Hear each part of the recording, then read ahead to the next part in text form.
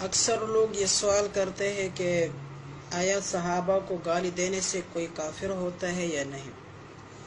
فتاوی فریدیہ، فتاوی حقانیہ تمام، اور یہاں تک کہ مفتی شفیع صاحب رحمۃ اللہ علیہ نے انہوں نے بھی یہ بات لکھی ہے کہ صحابہ کو گالی دینے سے کوئی کافر نہیں ہوتا۔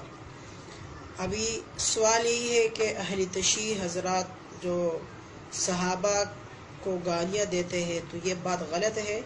شیعت کے اندر، فقہ جعفری کے اندر گالی دینا، بلکہ تمام جو مجتہدین ہے، امامی خمینی صاحب رحمۃ اللہ علیہ ہے، اور اس طرح امامی خامنائی صاحب دامت و برکاتہ، اس سے پہلے بھی جتنے مجتہدین گزرے ہوئے، ان کے ہاں سب کا یہ فتویٰ ہے کہ صحابہ کو گالی دینا حرام ہے۔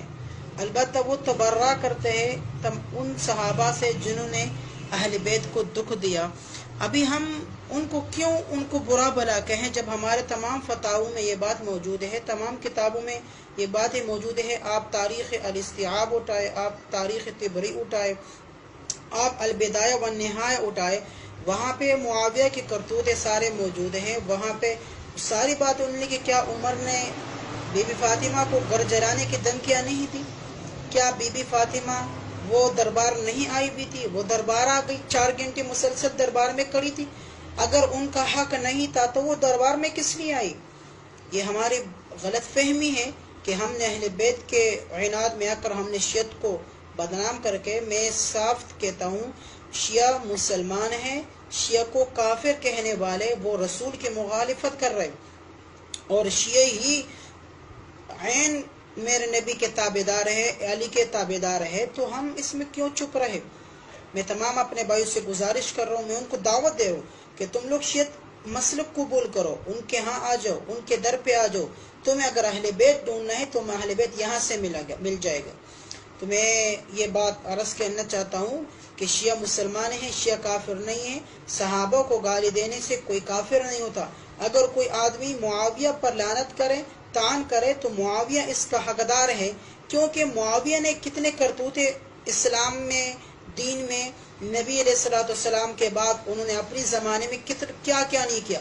انہوں نے خانہ کعبہ میں گھوڑے دوڑائے، انہوں نے کیا نہیں کیا؟ انہوں نے ہر حرام چیز کو حلال کر دیا، حلال چیز کو حرام کر دیا۔ یہ ساری چیزیں ان کے ہاں موجود، ہمارے تمام اہل سنت جماعت دیوبند کے مسالک کی کتابوں سے یہ چیزیں آپ کو مل جائے گی۔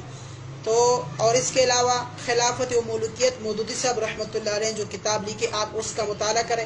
عمار بن یاسر رضی اللہ تعالیٰ عنہ کے بارے میں آپ علیہ السلام نے فرمایا کہ ایک باغی گروز کو قتل کرے گا۔ تو ملا علی قاری رحمۃ اللہ علیہ نے شرح فقہ اکبر میں لکھا ہے، اور پھر اس طرح اور محدثین نے بات لکھی ہے کہ یہاں تک کہ ملا علی قاری رحمۃ اللہ فرماتے ہیں کہ جو آپ علیہ السلام نے فرمایا تھا کہ ایک عمار بن یاسر ایک باغی گروہ قتل کرے گا، تو جنگ صفین میں اس دن نبی علیہ السلام کے راس کھل گئی، جس دن معاویہ کے مقابل میں عمار بن یاسر شہید ہو گئے۔ تو کس نے کیا؟ معاویہ نے کیا۔ یہ ساری باتیں آپ کو یہ کتاب اہل سنت جماعت کی کتابوں سے مل جائے گی۔ اور میں آخر میں پھر یہ بات کہتا ہوں، شیعہ ہمارا مسلمان بھائی ہے، اور میں بھی اہل بیت سے محبت کرنے والے ہوں۔ اگر کوئی مجھے شیعہ کہے تو میں شیعہ صحیح، باقی اہل صحابہ کو گالی دینے سے کوئی کافر نہیں ہوتا۔ والسلام۔